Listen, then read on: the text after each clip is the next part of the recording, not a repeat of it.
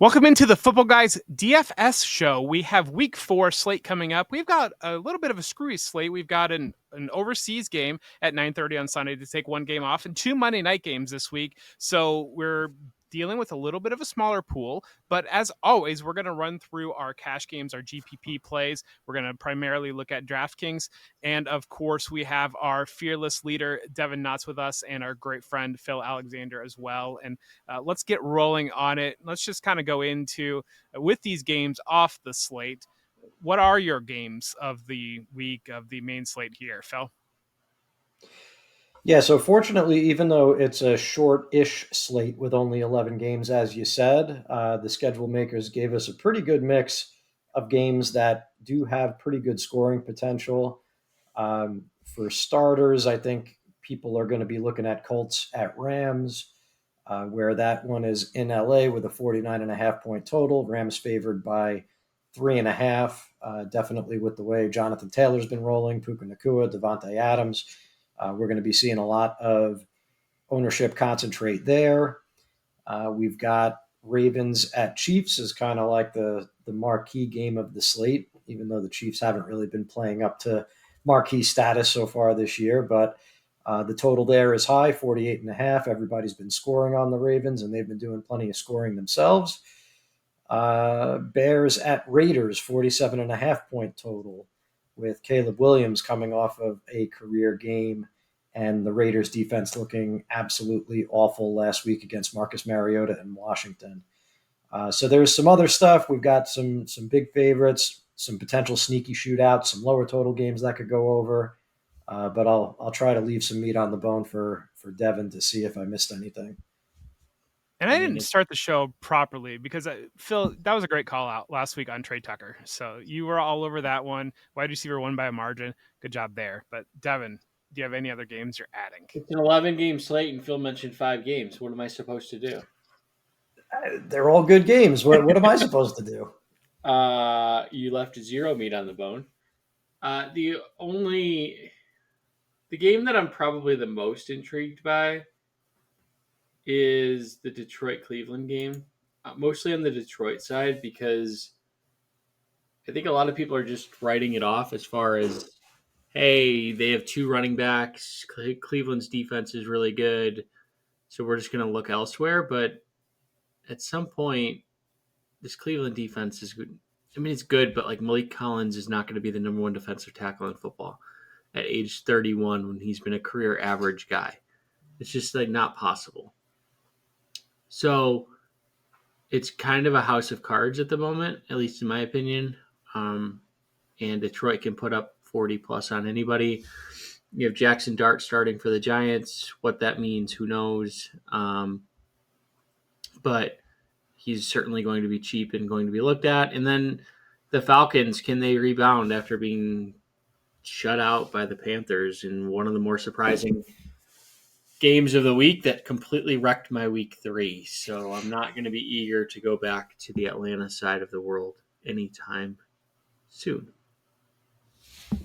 Yeah, it's interesting to have the Colts going against the Rams because you've got the running back 1, Jonathan Taylor, going up against the wide receiver 1, Puka Nacua. So that's an interesting thing. I'm sure that will get a lot of tournament play.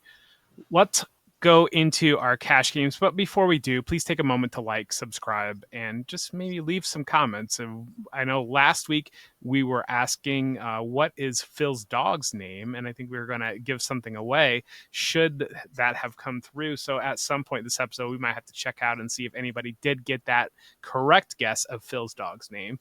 Probably not. But and we're not going to give it out as of either. Sunday. Yeah, as of Sunday, you guys were way cold, unfortunately. That will live we'll in run it again. Maybe we'll give a hint at some point this season, and we will run a contest by the end of the year. I don't know when, but we will give a hint. One guess per week. We'll drop breadcrumbs throughout and see what you can do.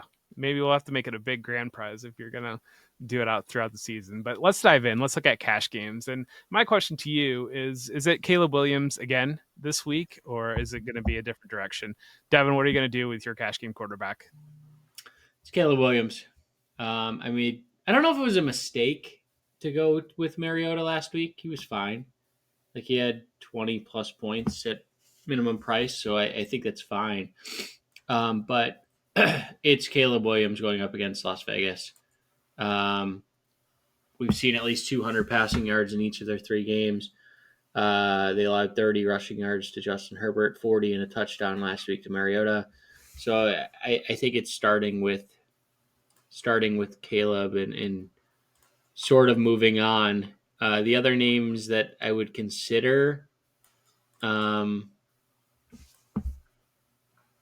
really, it would probably be on the other side, Geno Smith at 54, with how banged up Chicago is in the secondary with no Jalen Johnson. If you wanted to go Mahomes, but I really don't have much of an interest. The price is phenomenal at 6,000, but I don't know. It hasn't been wise to go with Mahomes in really 2 years. Yeah, he doesn't have the weapons, but we have seen that Baltimore defense exploited by the Bills, and then we saw that Monday night as well. The Lions were able to exploit that defense. Why has the pricing not changed all that much for Caleb Williams? I know that the scoring between sites are a little bit different, but he's sitting as a fantasy wide receiver or quarterback 3 overall, but it's still just sitting at that 5,800, even off of a 4-touchdown game against Dallas last week. I mean, early on, they don't like to adjust it that much, so they'll adjust it incrementally, like $100, $200, $300. Like, they factor. I'm assuming they're still factoring in last year's stats. Like, I would guess, I don't know how the pricing algorithm works, but I would imagine that there's some level of sample size that feeds into it. But I don't know. Okay, just asking questions. Phil, you got any other plays with your cash game quarterback? Yeah, I was looking at Drake May at 5,500. I don't really have a problem with Caleb Williams per se. I think he's fine for cash, but you have to spend a couple $100 more to get up to him. And while the Raiders' defense is terrible, I just don't like the spot as much for Williams. The Raiders are at home, short underdogs, non-divisional game. I feel like we've kind of seen that movie play out once or twice before, and there's from a floor standpoint, at least a chance that what we saw last week was mostly driven by Dallas's defense and the injuries that they're fighting. And if Chicago just doesn't show up, I could see it going poorly for Caleb Williams, even though objectively he is a great play and probably the best cash game play on the slate. But I'll stump for Drake May real quick. QB7 in DraftKings scoring this year, but QB13 in terms of salary. So he's another one where the salary hasn't caught up to the production just yet. Playing against Carolina, you've got J.C. Horn playing well in the secondary, but I'm not buying into what that Carolina defense did to Atlanta last week. I think that was just a dud for Michael Penix. And I know that we typically try our running backs against Carolina and not really the passing game, but May could run. That's a big part of what you get with him. 9.2% scramble rate, trails only Patrick Mahomes this year, 31 and 45 rushing yards in each of his last 2 games, respectively. You know, I just feel like we've seen like the preseason thesis on why Drake May would be good this year playing out in real time. He's got a live arm. He's going to make at least one really lousy mistake every game, and he's going to add points with his legs. And I don't see why he can't do it this week against Carolina. 1 for 1 so far. Let's see if I can do it again. Omarion Hampton, is that the cash game quarterback or running back that we're going to go with? Devin, you're shaking your head no, and I love it when that happens because you're going to educate me a little bit. Devin, what are you going to go with your cash game running backs here?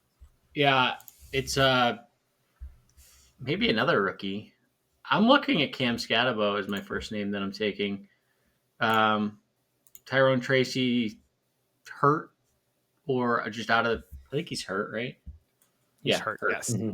Shoulder, so, 4 weeks. Scatabo looked more than competent on – what was that, Monday night? I can't keep my days straight anymore. But against the Chiefs. He caught, but the most encouraging thing is he caught 6 passes, which like I didn't know that was in his skill set.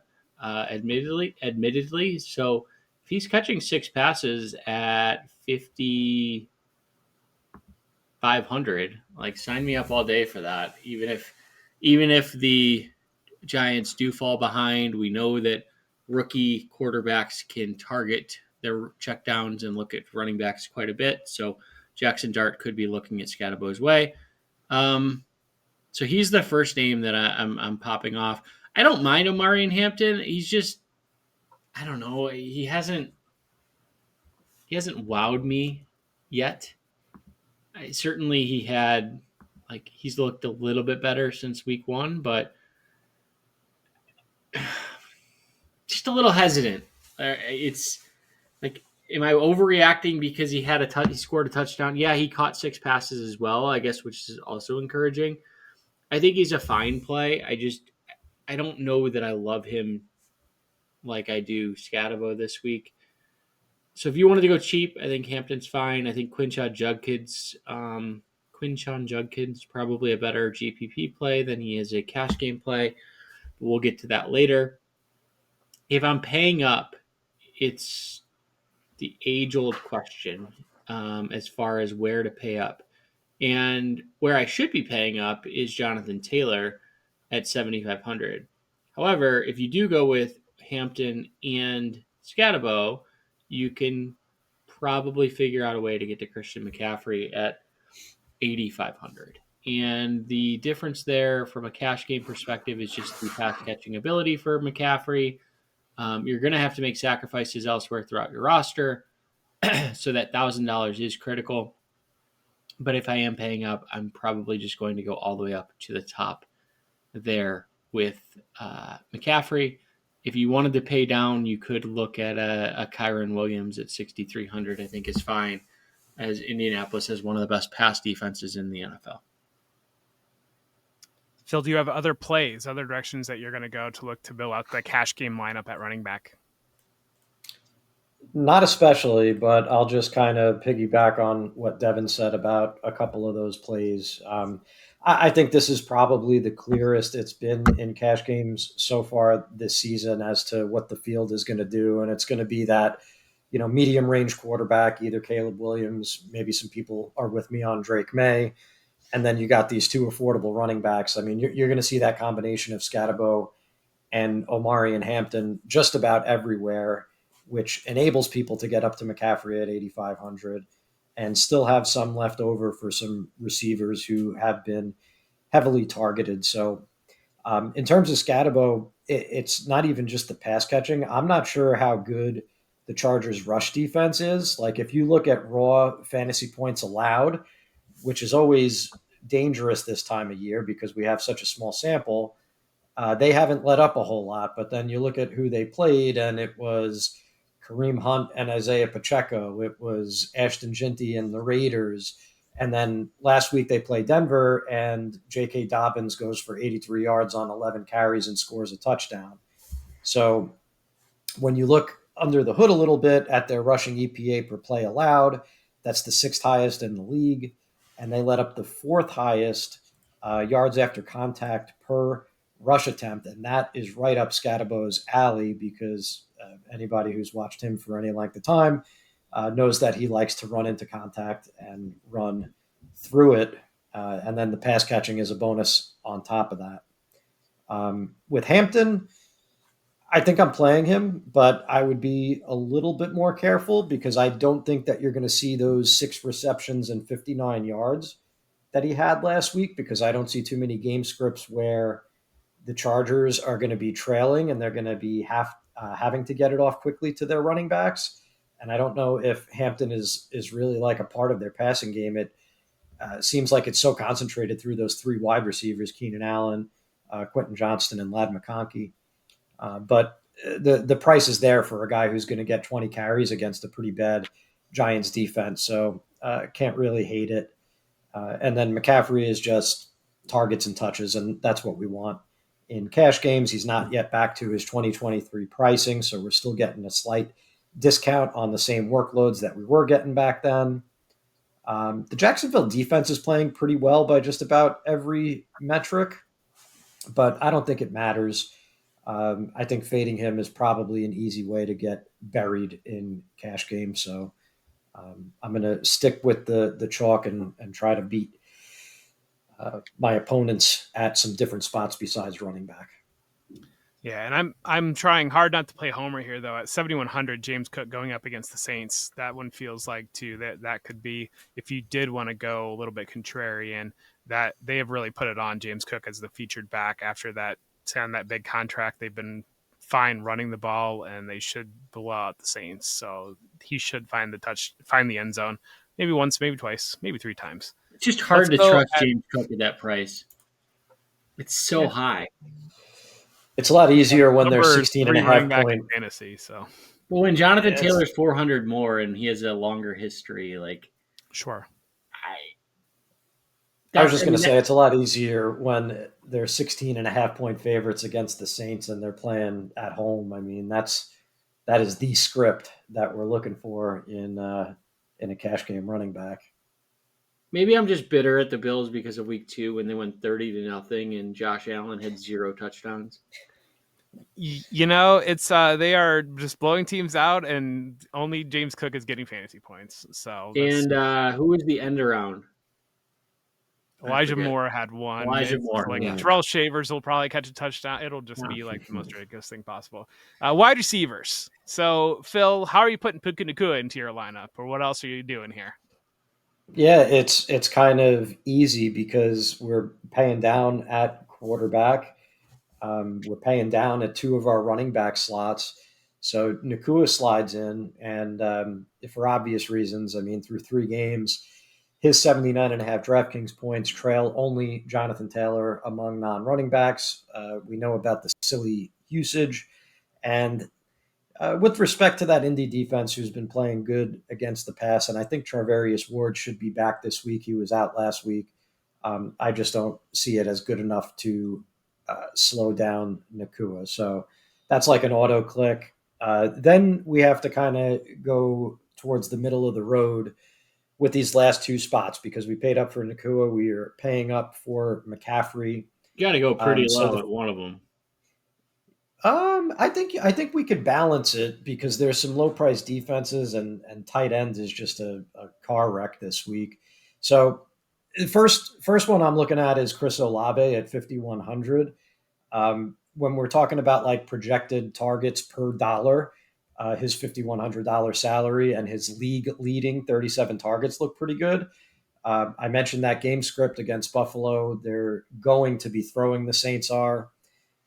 Interestingly, they are running plays at by far the fastest rate in the league. 25.6 seconds per play is like 2 seconds faster than everyone else. So you combine being down by multiple touchdowns with playing faster than anyone else, and you're going to get a lot of targets and you're going to get a lot of pass attempts. Even if Spencer Rattler is on that scale of his targets are really only worth like 0.75 because they're not very good targets, it's still a heck of a lot of targets. So I think Olave is someone you could look at. And then for the last wide receiver spot, I think there's room, and this is kind of like pick your flavor, either Keenan Allen or Jacoby Myers. They're about the same price. Allen's 5,300. Myers is 5,400. Pretty close in terms of projections, but Allen's just got that mind meld going with Justin Herbert. He's scooping up all those underneath layup targets. He's hitting at least one long play per game. And his touchdown equity in this offense has been sensational. Devontae Adams and George Pickens are the only wide receivers with more end zone looks than Keenan Allen this year. Matchup with the Giants is good. He can't keep catching touchdowns at such a high clip, but I don't know that this is the week that I'd bet against it to stop continuing.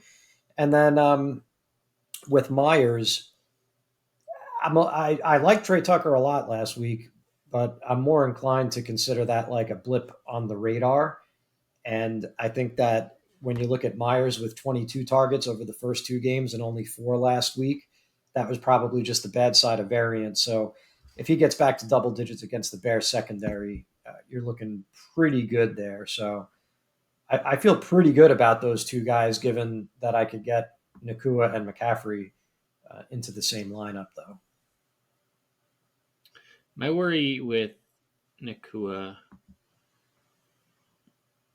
is whether or not this is sustainable without scoring touchdowns. He had 3 touchdowns last year, doesn't have a receiving touchdown this year. 7,900 is a good price. Like, he should be in the mid 8s. But the problem that you're going to run into is you're going to potentially be missing out on 1 or 2 of like the 6 to 7K range guys, which also have a lot of upside. A player like Roma Dunze at 6,300 could be, like, at least for me, is the biggest fear that I would have if I was playing Puka Nacua. Because you can also then get for 6,300, if you take her at 6,300 at Dunze, you can also get a 7,300 Amon-Ra St. Brown, or a $7,000 Malik Neighbors, or a Nico Collins, and it's basically a 2v2 at that point with a Dunze, one of those guys, versus Puka and Keenan Allen or Jacoby Myers. I think I still like the Nakua side, but Isaiah Rodgers scares me just with how well he is playing in this Colts secondary and how well they're playing. But I think it's probably the right answer to go with Nakua. I like Keenan Allen the most of that bunch of the low 5K range. Olave I do like. I think the worry there is that Tyler Shuck gets put in halfway through the game, and what does that do for Olave's targets? I don't know.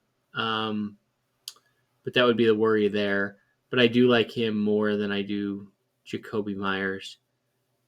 So I think I'm on the same page with you. I'm just really worried about that 325 game coming around and having opponents having a Dunze.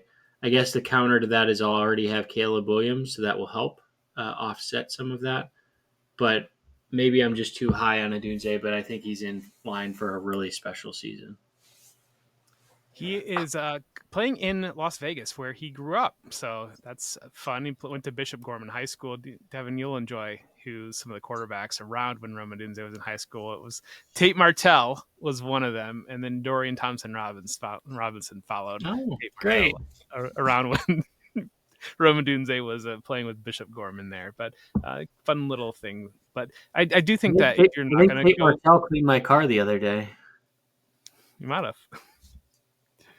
If you're not going to go Nakua, I wonder if you do almost have to go Devontae Adams, just because the targets have been so concentrated with those Rams receivers. It's nearly 70% target share going, well, 69%. So that's a more fun number to say, going to Puka Nacua and Devontae Adams for the Rams there at the top targets. Let's look at tight ends. And, we spent down other places. Are we going to spend up here? Or Brock Bowers is supposedly healthy? Or what else are we doing with the tight end position? Phil, what are you going to do with your tight ends here? So I was playing Drake May, and most of you know I like to have some sort of a correlation in my cash game lineups, even though it's way more important in GPPs. Tight end is gross this week. It's always a little bit gross, but it's especially gross because Trey McBride is playing right now as we're recording this. Tucker Kraft isn't on the slate. Jake Ferguson, who's the target leader, he isn't on the slate. I don't mind Bowers, but he's not necessarily a priority for cash either. And I don't have much room left. So even though it feels like point chasing, Hunter Henry's 4,000. He is the most reliable of May's receivers, and he is facing a good matchup. We do like to play tight ends against Carolina. In week 1, they allowed 59 yards to Brenton Strange. In week 2, 123 yards to the combination of Trey McBride and Elijah Higgins, and 39 yards to Kyle Pitts last week in an otherwise completely barren game for the Atlanta pass catchers. So I like Henry, I guess, and then I think Pitts at 3,600. If you need a little bit more savings, is viable. He's become like an every down player. That's the best thing I could say about him. But he's an every down player, and he's a tight end. That's Good all analysis. I got. Really good Plays, analysis. so he might get the ball. Devin, you have some better analysis on tight end that you want to? I like Hunter Henry. I do. But the guy I'm going with to save just a tiny bit of money is David Njoku at 3,700. 40 yards in each of his last 2 games. The Lions are coming off a game in which Mark Andrews tore them apart for 91 yards and 2 touchdowns. Primary reason here is I think the Browns are going to start showcasing Njoku for a trade.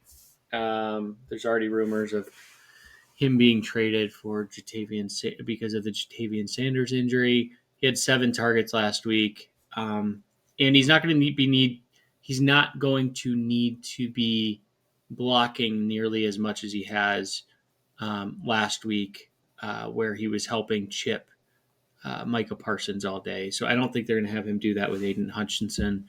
I think he's going to be more of a pass catching player, especially as that game gets out of hand.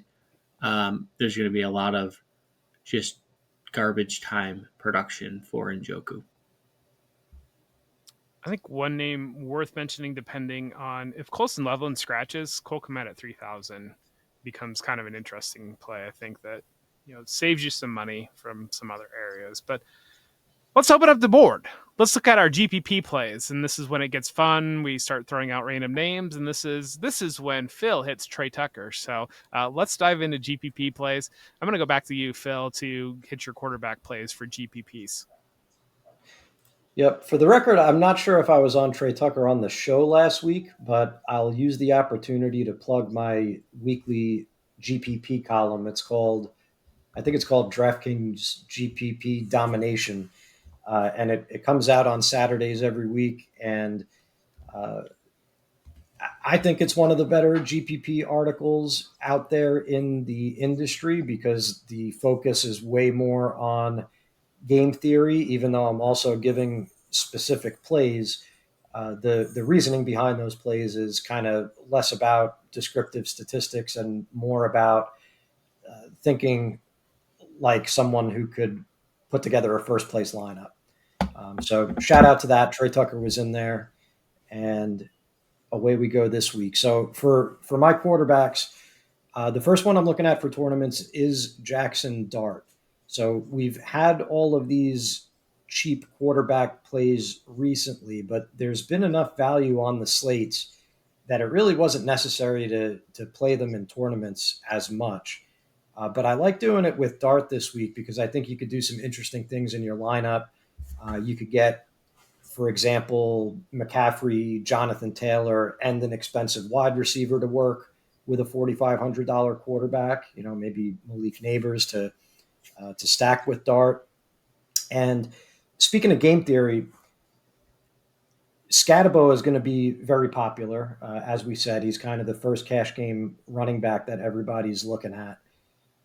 A unique way to play him in tournaments would be to stack the game a little bit and put him with his quarterback, because I don't know that as many people are going to be playing Scatabo and Dart together when they are fairly correlated. I think that the game plan is going to be for Dart to get the ball out of his hands quickly. I think that's where he's at his best, and I think that Brian Dable would be smarter than me that he would know that.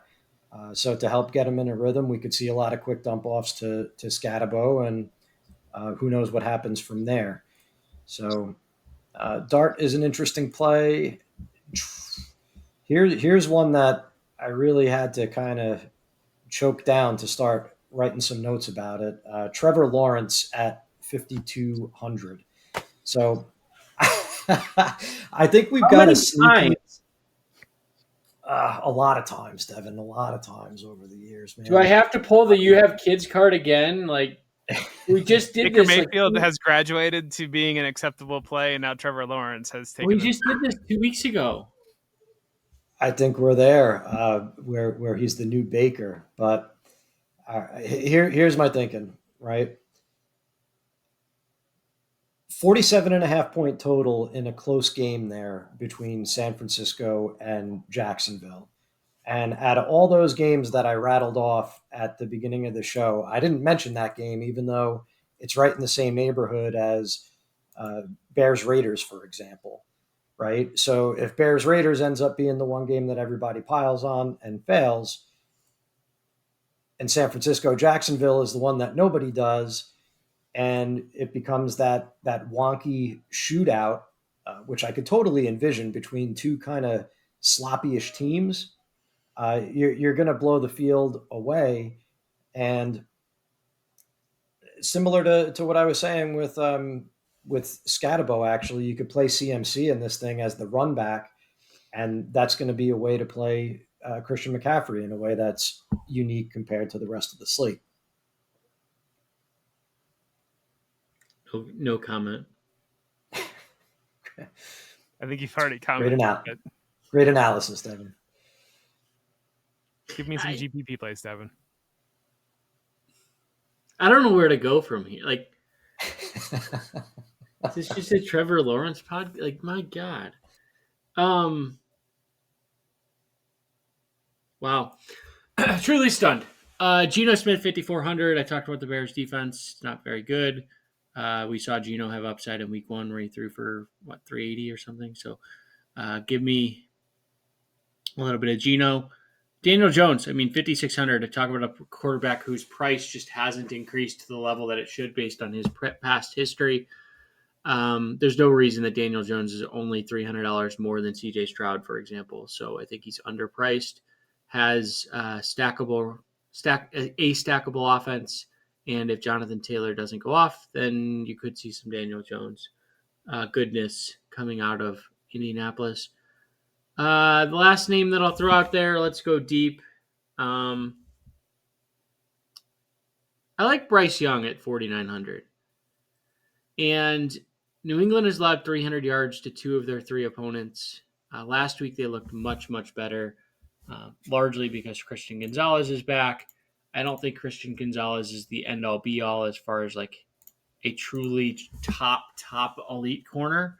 I think it's more that Aaron Rodgers is like not all that great anymore, and they only threw the ball 23 times against New England. So a lot of that was short field. A lot of it was caused by the fumbling issues that the Patriots had.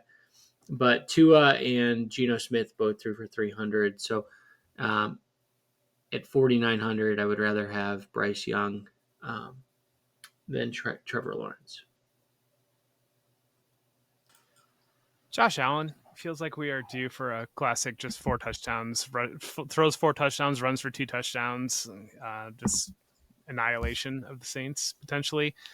Jalen Hurts, we saw the second half last week, and I can't help but wonder if maybe the reason why we're not seeing the big Saquon Barkley explosion games is because defenses had an offseason to watch the Eagles and said, we dare you to throw now instead of sitting on a too high shell and letting them get gashed by Saquon Barkley. I wonder if that makes the Eagles open some things up and throws the ball because they're playing the Bucs, and the Bucs have traditionally been very good against the run game. Justin Herbert going up against the Giants. I think that we see how Justin Herbert is cooking there, and I think that one's worthwhile. And then the gross one, I'm going to throw out Michael Penix. Who's going to play Michael Penix this week? We just saw Geno Smith throw for 3 touchdowns on Washington, 5,100, throwing it out there. Zach Robinson's apparently going to the sidelines, and they fired Ike Hilliard, the wide receiver coach. Maybe they decide to actually score a point against the Washington Commanders. Let's look at running backs. And Phil, Devin. Phil got to go first on quarterbacks. Devin, give me your GPP running backs here. Yeah, Jahmyr Gibbs, 7,700. I think he's in a really good spot with the Browns up the middle being very strong, but if they can get off tackle and get on the outside, I think there's some exploitable goodness for Gibbs to shred this defense. I don't know how. Carson Schwarzenegger, Malik Collins, Mason Graham, all good players, but they're all up the middle. You have Myles Garrett, but if you can run opposite of Myles Garrett, there is some opportunity there, and the safeties are going to be worried about the pass. So I think Gibbs could be a multi-touchdown game. And this offense is largely matchup proof, as we saw them absolutely torch the Ravens last week. I think Saquon Barkley at 7,600. The matchup is brutal, going up against Tampa Bay, but he's a guy that doesn't. I mean, he's entirely matchup proof. So people are not going to want to play him based on how slow And he we is might have started. lost you. Froze on Saquon Barkley, and we talked about that matchup being brutal. Phil, I'm going to step in, and do you have your GPP plays for quarterbacks here? And we'll see if we can't get Devin back rolling. Sure. Is that Devin, him? you're back? I'm back. You're back. Sorry about that. We lost you on Saquon Barkley. Everybody freaked out about Saquon Barkley going up against Vita Vea and GPP, so it stopped. Yeah, what I was saying is he can cut outside, and if you can avoid Vita Vea up the middle, then he's certainly a player who has that big play potential, even though he's only averaging 3.1 yards per carry. He's certainly a guy who can bust a long touchdown anytime he touches the field. Any other running backs after that? Nope. All right. Phil. I've got a few. Yeah, so as a matter of fact, Devin touched on all of these guys when we were talking about cash games, even though none of them really made the consensus cash game lineup that we were working on. But the first one's Kyron Williams, and I think it's just because he's clear leverage off of the Rams wide receivers. We talked about Puka Nacua in cash games. I think Devontae Adams is also going to be very popular. So here you got Kyron Williams, who's cheaper than both of them. And while you're going to have some people playing Puka, some people playing Devontae, some people playing him together, you're going to have less people playing Kyron. So he's clear leverage, and if he ends up falling into the end zone twice, then you're passing large chunks of the field by doing that. Jonathan Taylor, he's going to be plenty popular, probably in the 20+% range, but he's still going to be a tier below Christian McCaffrey in terms of roster percentage. And I think we've kind of reached the point where just don't leave him out of your tournament plans until further notice, because everything is working for him. The volume is top 5 in the league. The efficiency is wild on that volume. He's averaging 1 fantasy point per touch, despite being 4th in the league in total opportunities. I'm not sure I've ever seen that before. And that's with Daniel Jones occasionally poaching goal line touchdowns. That's happened more than once. So it could be even better for Taylor. Rams are tough to run on, but Denver was supposed to be tough to run on too. And Taylor laid waste to those guys 2 weeks ago with 165 yards on the ground and then 2 for 50 receiving with a touchdown. And the last one was Quinshon Judkins. What I like about him most for tournaments is his salary. At 5,500, he's a direct price pivot off of Scatabo, and there's probably like a 20% ownership delta between those two players. Judkins looked really good last week, despite the offensive surroundings, a passing game that couldn't get anything going. And he was playing against a Green Bay defense that shut down Jahmyr Gibbs and David Montgomery in week 1. And the Washington backfield entirely in week 2. So the fact he was able to run on the Packers with very little help was impressive. I see his snap share continuing to creep up because why wouldn't it? He's the only way that they can move the ball reliably. So I'm not too scared of Detroit's run defense with Judkins. Chris Rodriguez at 4,200 if Bill Corey Krosky-Merritt scratches. I think that might be interesting. Or if you wanted to go with the passing catching complement, potentially Jeremy McNichols at 4,900. I mean, that's just some cheap directions that you can go into this Commander's backfield if Krosky-Merritt is out. Jaylen Warren at 5,400, I think is interesting. He's stepping forward kind of into that feature back role that Mike Tomlin said in the preseason. Jaylen Warren is our feature back. Minnesota's a difficult matchup, but that could lead to some dump offs with all their blitzing, just kind of getting him involved in that way. Travion Henderson at 5,200 is supposedly the first backup in Patriots practice now after everybody fumbled. So just some other ones. And maybe this is where I'm allowed to play James Cook, but we'll throw him out there too. Wide receivers. Phil, who are your wide receivers for GPP plays? Yeah, so Devin like Bryce Young. I think that means that we have to like Tetaroa McMillan a little bit. So at 5,900, admittedly, I would have liked him a lot better if Christian Gonzalez were still not playing, but he is just getting back and getting his sea legs under him, so might not be in peak shape yet. But either way, I want a guy seeing 25% of his team's targets against that New England defense that's been a sieve against the pass, as Devin noted. Nico Collins at 7,300. Again, I think you see some leverage there off of Nakua, or you could play him in the same lineup because I think that very few people are going to play a pair of wide receivers in that price range. But the thinking there is that we've got Houston implied by Vegas to beat Tennessee by a touchdown, which seems like a lot for that Houston team, but that's neither here nor there. But let's say that it stays on that script. How does Houston get to 23 or 24 points? We've seen this offense now. I mean, there's no doubt that it runs through Collins, and he's back making big plays. Last week he had that 50-yarder, monster roll in the red zone, and he's like the one good thing that they got going on over there because they seemingly are refusing to play their younger guys, even though their veterans aren't giving them much around Collins. And then Jeff, you called out Penix.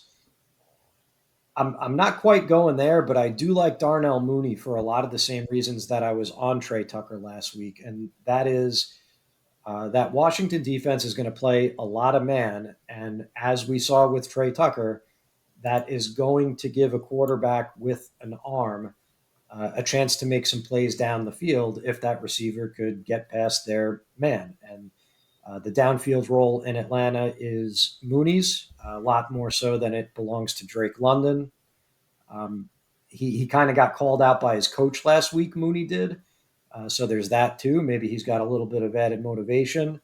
And the Falcons' passing game is pretty much radioactive this week. I don't see anybody playing them after what we saw against Carolina.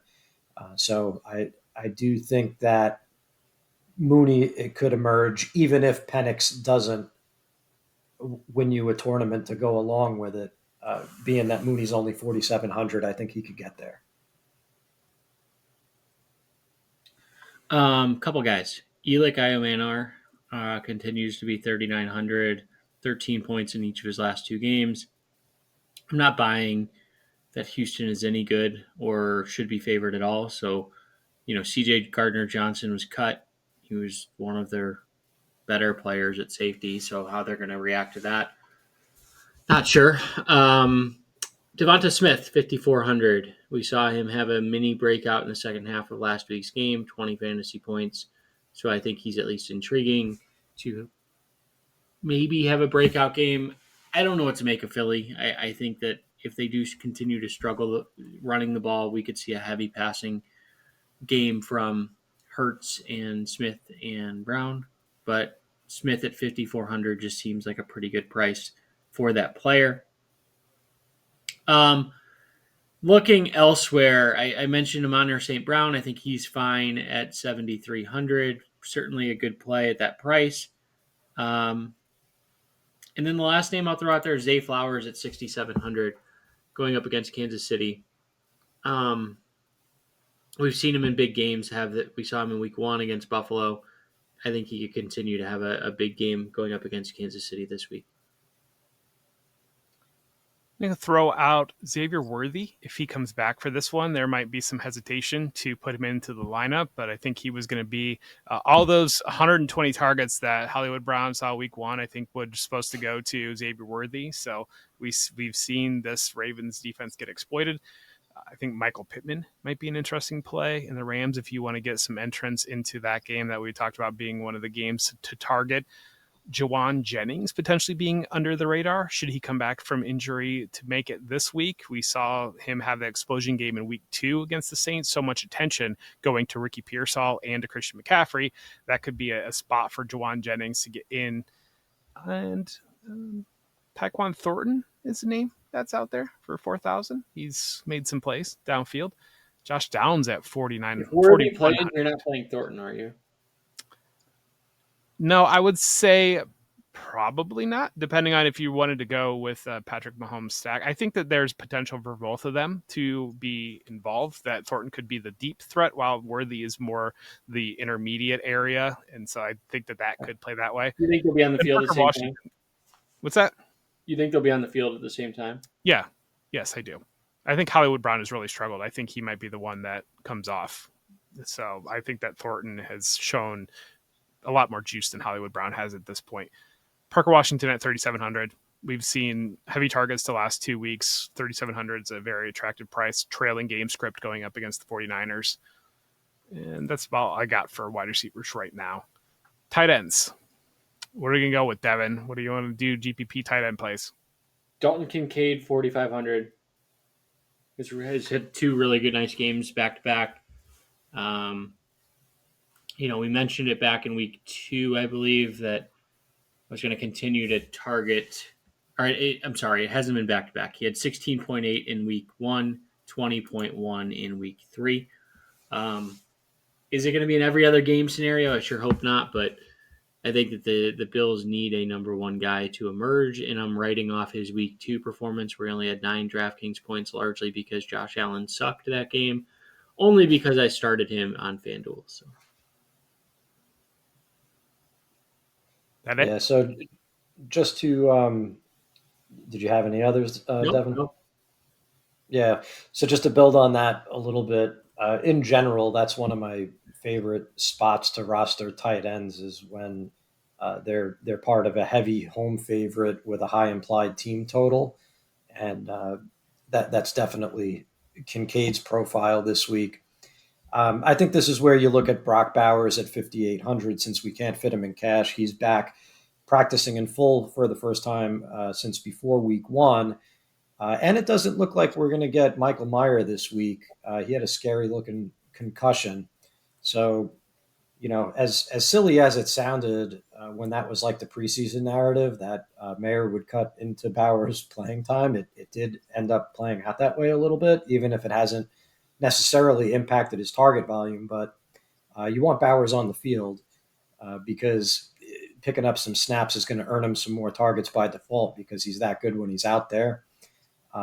So I think if there was ever a week to play him in tournaments, it's when he's sub 6K, coming off of 2 bad games and playing the Bears. And then, Jeff, I think you mentioned Cole Kmet at 3,000, right? Yep. And he's someone that's on my tournament radar too. No Colston Loveland at practice. That is a potentially low-owned way into a high-owned game, which is something that I'm always looking for in tournaments. And H. Take it away, boys. Anyway. I really hate that dog. I'll throw some tight ends in here while we wait for Phil's dog to stop back barking. But Kate Otten at 3,400. We know Mike Evans is out. The Eagles are pretty strong against the tight end, but this could be a game with some points going back and forth. And with Emeka Egbuka was questionable going into last week's game. We saw a great game out of Emeka Egbuka, but we know that Kate Otten can have some heavy target games. And our Sigmund Bloom was talking about struggle targets. He had mentioned Jonnu Smith last year with all the struggle targets in Miami's offense. Brenton Strange right now is getting some struggle targets in Jacksonville's offense. That's at 3,200. I mean, if you really want to be brave and play Phil's Trevor Lawrence, you might want to go with Brenton Strange on the struggle bus on that end. And that's what I've got. I think Dalton Kincaid's a good call out there, Devin. Phil, are you still not allowed to talk on the podcast that we're on? We'll see how it goes. I mean, it's touch and go. I'm not sure what's going on out there. Mailman, something. Any other tight ends? Njoku also is a good play. I already mentioned him in cash, but take him if you got him. He Yeah, scores a I'm good with touchdown. tight He ends. scores a touchdown this week for sure. That means it's time to hit our favorite stacks of the week. And Devin, I'm going to let you lead this off here. What's your favorite stack of the week? As I'm writing down timestamps. Favorite stack of the week. Caleb Williams, Roma Dunze. If you want to run it back with Jacoby Myers or Brock Bowers, I'm fine with that. But I just think by the end of the season, we're going to be talking about a Dunze as like a number one a number one receiver heading into next year's fantasy draft. I think he's going to be 7K plus by the end of this season. He's the type of guy that I'm going to at least target while I can before his price goes up too high. Another name I'll throw out there. Let's go the Philly stack. So Hurts, Devontae Smith, and do I go Godwin or do I go Igbuka? Let's go Chris Godwin, 5K. Why not? So what are your favorite stacks this week? Well, the why not could be if he doesn't play. I don't know if Godwin's going to be back or not. I think he was out of practice today after returning yesterday, but that might have been like a planned day off. But that also makes me a little bit leery if he's got a planned day off after his first day of practice, if he's actually going to be good to go for Sunday after being out for so long. So something to keep an Sterling eye on. Shepard if he's out. Yep. I do like Sterling Shepard. So we're talking stacks here, right? Short-ish slate makes me more inclined to overstack games, especially popular games, because that way, if the game does go off and that chalky game hits, you own all the relevant pieces of it. So because you stacked it in a way that's different from the majority of the field, you're gathering up all those points. Now you have less pieces in your lineup to get right elsewhere. And because there's less games, your opponents have fewer chances to beat you because there's just less players available in the pool. And then the opposite is true. If you pick a game that's going to go under-owned and you game stack it, and then one of those other games that everybody's on isn't what people are expecting in terms of scoring output, once again, less ways for your opponents to beat you and less that you have to get right in the rest of your lineup. So as an example of doing it with the heavy favorite game, you could overstack the Bears.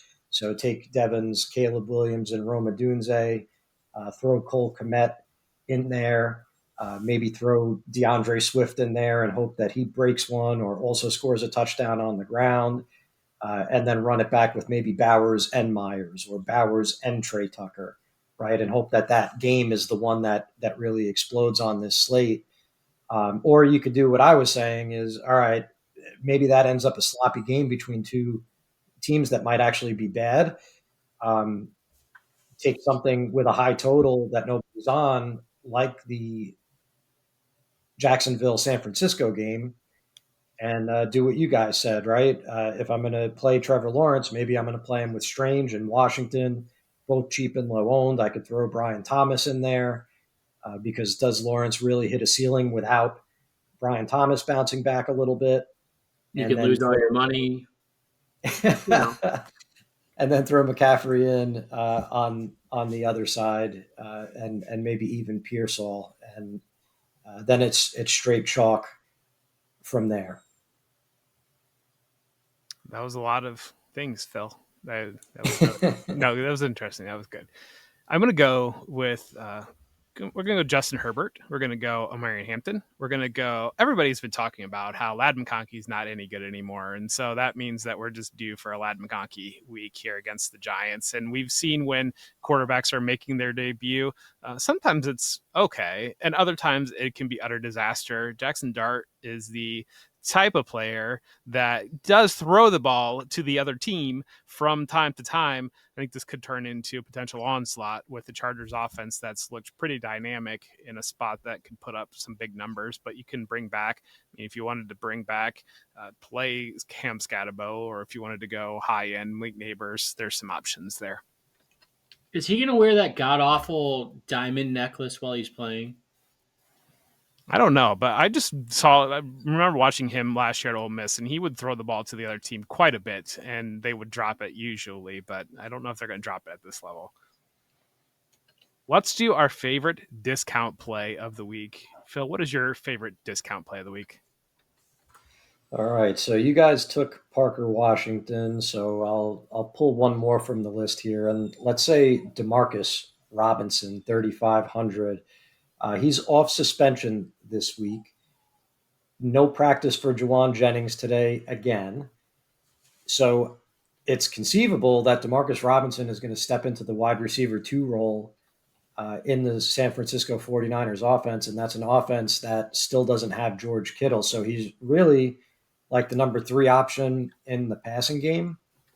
And it's not like Ricky Pearsall is a target hog necessarily. He's doing most of his work downfield. Last we saw Demarcus Robinson on the Rams, he was actually good in fantasy football, which was surprising to me every time it happened, but it did happen quite a bit. So I don't think anybody's really thinking of him, and I think he could probably do more with 6 or 7 targets than Kendrick Bourne did last week for San Francisco. What do you have, Devin?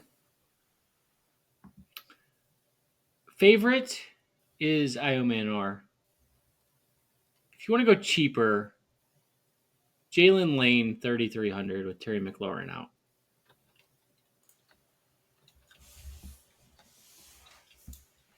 Okay. I see that. I'm going to go same game, different position. Chris Rodriguez at 4,200. I think just the bottom of the barrel running back that could get double-digit carries, that can get into the end zone twice. So I don't think he's any good at football, but at the same time, he could score a couple touchdowns and help fill out a lineup.